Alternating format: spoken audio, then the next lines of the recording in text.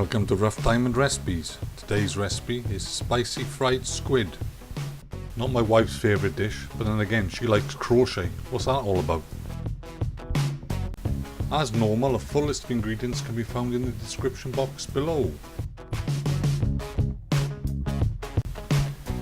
First, combine all the dry ingredients in a bowl. Remember, if you like your squid hotter, just add more chilli powder.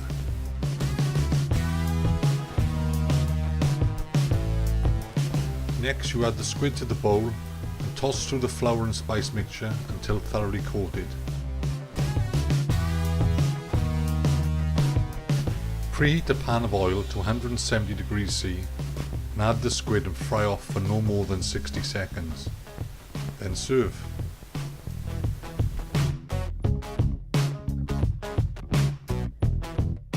I hope you like this recipe. Feel free to subscribe, share and like, and hopefully we'll see you again soon sometime. Thanks for watching.